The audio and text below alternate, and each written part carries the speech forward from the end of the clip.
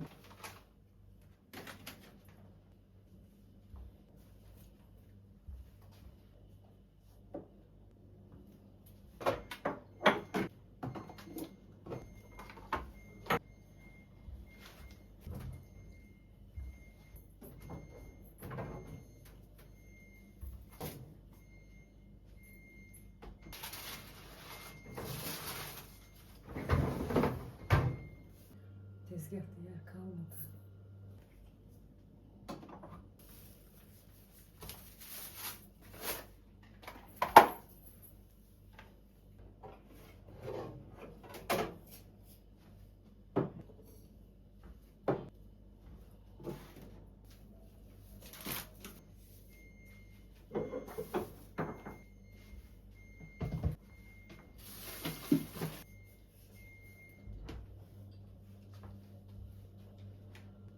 Tezgah görmeniz lazım.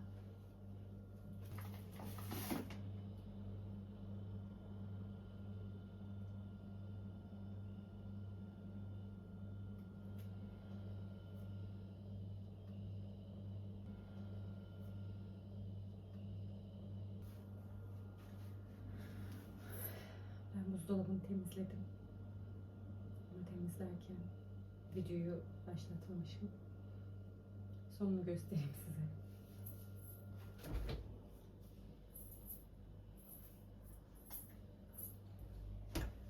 Ilgaz uyuduğu için sessiz konuşuyorum.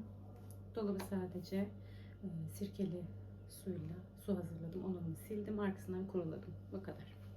Şöyle detaylıca göstereyim istiyorum temiz.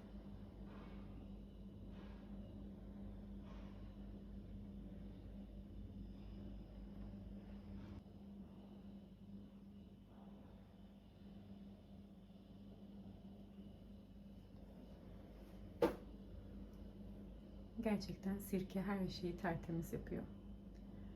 Temizledim bu şekilde. Şimdi düzen.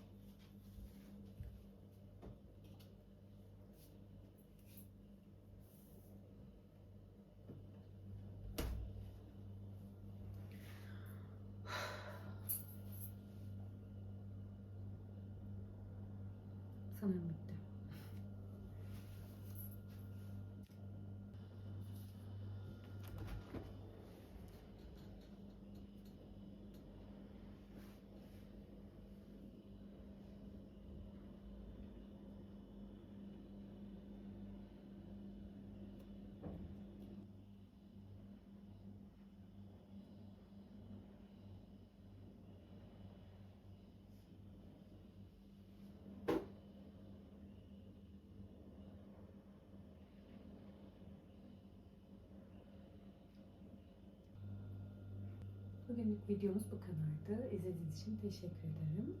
Ben şimdi arka planı hızlıca toparlayayım. Hızlı ve sessizce. Bir sonraki videoda görüşmek üzere. Hoşçakalın.